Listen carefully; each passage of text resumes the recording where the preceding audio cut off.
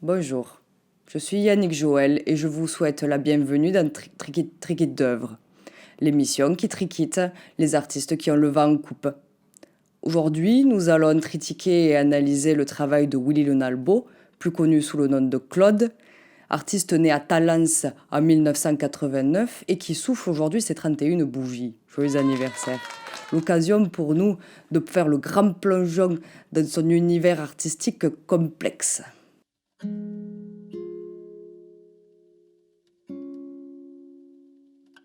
Nous avons ici la chance d'admirer l'un des tout premiers autoportraits de l'artiste, au travers duquel il porte un regard interrogateur et douloureux sur lui-même.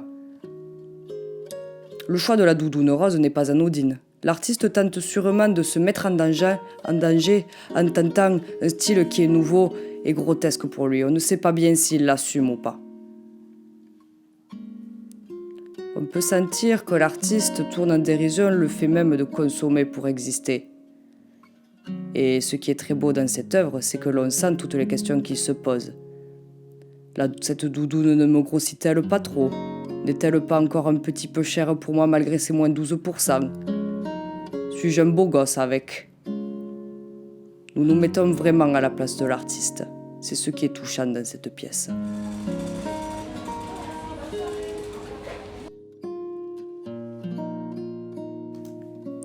Nous assistons dans cette deuxième peinture à un règlement de compte virulent dans la rue, terrain dangereux et violent.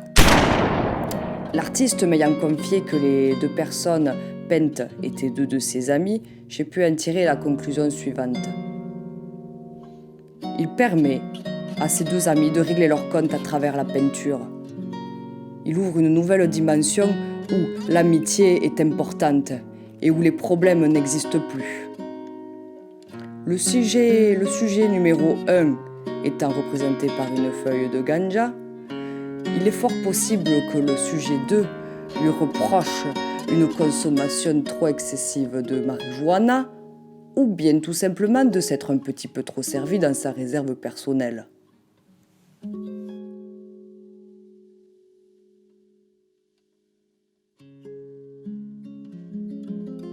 Le rapport à la consommation est une nouvelle fois exploré dans ce tableau. Nous pouvons voir qu'apparaît peu à peu un alchimiste. Lui aussi au regard un petit peu fatigué, on sent qu'il est surmené ou alors qu'il est tout simplement bourré. Le soie de sa chemise n'est pas conforme aux normes de travail, ainsi que sa boisson hebdomadaire. On sent que cet homme aimerait partir en vacances, qu'il en a marre, qu'il voudrait être aussi drôle que son idole Bourvil. Vous avez pu apercevoir sur le dessus une mouche, symbole de l'exaspération de cet homme. Aucune explication valable sur la cartographie française par contre. En tout cas, pas de ma part.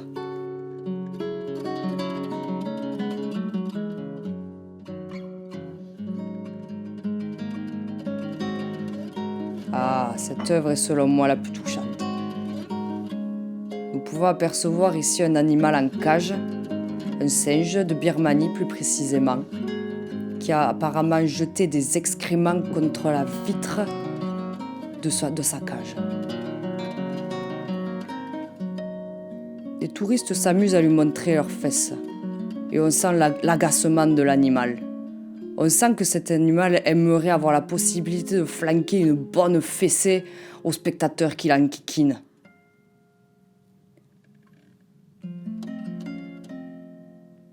Vous pouvez apercevoir le regard de l'animal dépossédé de toutes ses facultés sauvages et animales. Il est fatigué.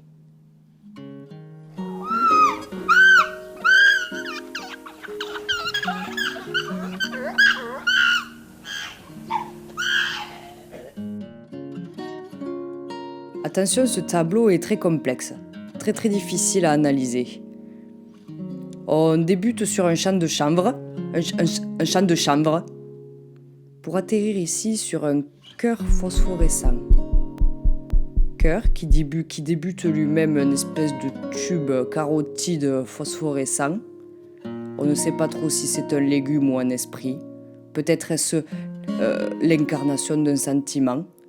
Nous remontons, et puis nous allons aller par là. Vous remarquerez que les tableaux de Claude sont toujours très parsemés de malice.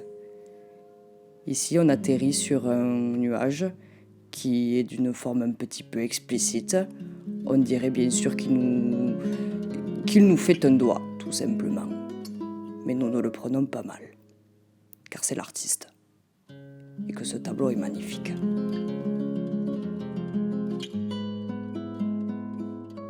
Et voilà, nous arrivons à la fin de notre émission Trick d'œuvre. Et je vous remercie de votre présence, de votre écoute, de l'attention que vous avez portée au travail de Willy Le Nalbo. À la semaine prochaine.